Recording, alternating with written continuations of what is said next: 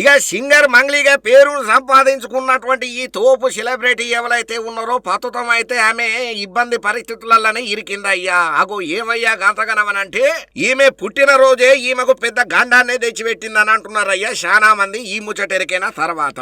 ఎందుకంటే ఈమె పుట్టినరోజు సంబరాలల్లో కొంతమంది డ్రగ్స్ తీసుకున్నారనే సమాచారంతో పోలీసు పెద్దసార్లు ఆకస్మికంగా దాడులు చేసిండ్రు. ఇక ఆ టైంలో పెద్ద ఎత్తున్నే విదేశీ మద్యం ఇంకా అదనే కాకుండా పెద్ద మొత్తంలోనే గంజాయి పొట్లాలను పోలీసు సార్లు స్వాధీనం చేసుకున్నారట.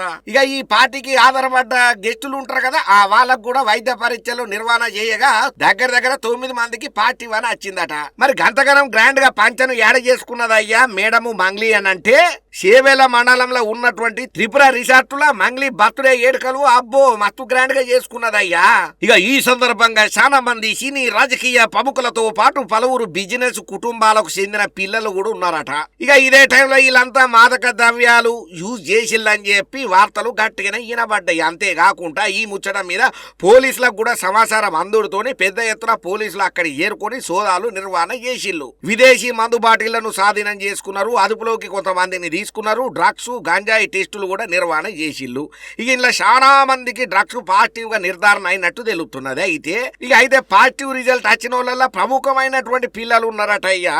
ఇక ఇప్పటికే సినిమా ఇండస్ట్రీలో డ్రగ్స్ వాడుతున్నారని చాలా సార్లు రేవంత్ రెడ్డి సారు మస్తు గరానికి వచ్చి తొక్కిబట్టి నారా దీత్తా ఈ డ్రగ్స్ గంజాయిని తెలంగాణలో ఉండకుండా కూకటి వేలతో పెకరెత్తా అని మన సీఎం సార్ గంత గట్టిగా ఫైర్ అవుతా అంటే కూడా బుద్ధి లేకుండా బర్త్డే ఏడుకలని చెప్పి గంజాయిలతోని తూగుతారని చెప్పి నెటిజన్లు సింగర్ మంగ్లీకి లెఫ్ట్ అండ్ రైట్ ఇచ్చి పడేస్తున్నారయ్యా. ఇక పోలీస్ పెద్ద సార్లు అయితే లోతైన దర్యాప్తు గట్టిగానే చేస్తామని అంటున్నారు. అంతేకాకుండా రిసార్ట్ నిర్వాహకులు ఉంటారు కదా, అదే మెయింటైన్ చేసేటోళ్ళు వాళ్ళ మీద కూడా కేసు నమోదు చేసి వాళ్ళ మీద కూడా దర్యాప్తు చేస్తారని అంటున్నారు. మరి ఇంట్లో ఇంత రెడ్ హ్యాండ్ గా మంగ్లీ పట్టుబడుడే కాదు, ఇంకా మీడియా మీదకి పోలీసు సార్ల మీదకి కూడా జనతా దురుసుగానే ప్రవర్తన చేసిందట.